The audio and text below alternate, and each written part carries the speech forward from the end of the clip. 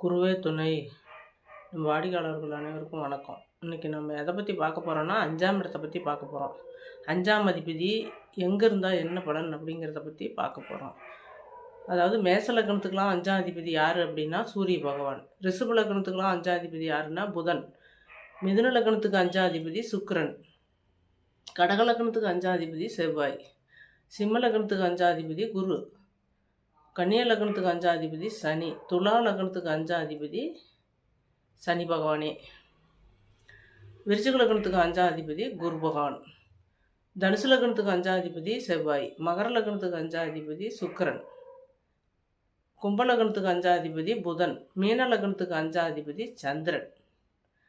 ஏன்னா நீங்கள் இது ஏன் இதை இப்போ ஒவ்வொரு லக்னத்துக்கும் 5ஆம் அதிபதியை பற்றி சொல்கிறோம் அப்படின்னா, நீங்கள் ஜாதகம் பார்க்க தெரியாதவங்களே உங்களுடைய லக்னத்துக்கு 5ஆம் அதிபதி யாருங்கிறத இப்போ நீங்கள் இதிலேருந்து தெரிஞ்சுக்கலாம். உங்களுடைய லக்னம் என்ன லக்னம்னு பார்த்தா தெரிஞ்சுக்கலாம். அந்த லக்னத்துக்கு 5ஆம் அதிபதி எங்கே இருந்தால் என்ன பலன் நடக்கும் அப்படிங்கிறத பற்றி நம்ம அப்புறம் பார்க்க போகிறோம். இப்போ இந்த 5ஆம் இடம் என்னென்னத்தை சொல்லும் அப்படின்னா, 5ஆம் இடங்கிறது பூர்வ புண்ணியம், புத்திஸ்தானம், புத்திரஸ்தானம்.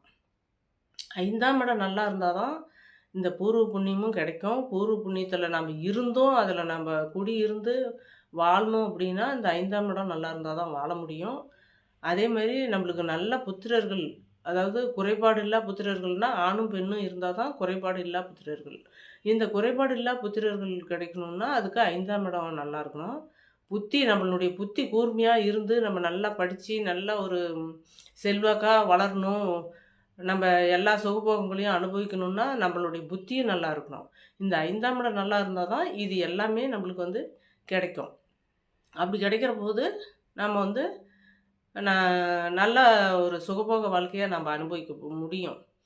அப்போ நம்ம இந்த லக்னங்களுக்கு எந்தெந்த லக்னத்துக்கு என்னென்ன 5ஆம் அதிபதி எங்கே இருந்தால் என்ன பலன் அப்படிங்கிறத பற்றி இப்போ 5ஆம் அதிபதி லக்னத்தில் இருந்தால் என்ன பலன், 5ஆம் அதிபதி லக்னத்திலே இருந்தால் அவர் யோகத்தை பெருத்த யோகத்தை கொடுப்பாரு. இந்த பூர்வ புண்ணியம் கொடுப்பாரு, புத்தி கூர்மையாக கொடுப்பாரு, புத்திரர்கள் அனைத்து புத்திரர்களும் குறைபாடு இல்லா புத்திரர்கள் கொடுப்பாங்க.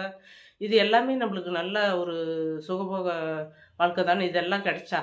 அதே மாதிரி பணங்காசும் இப்போ பூர்வ புண்ணியம் இருந்தாவே நம்மளுக்கு அதுக்கு மேலே நம்ம சம்பாதிச்சு சாப்பிட்டா போதும் அப்படிங்கிற நிலைமையில் இருக்கோம்.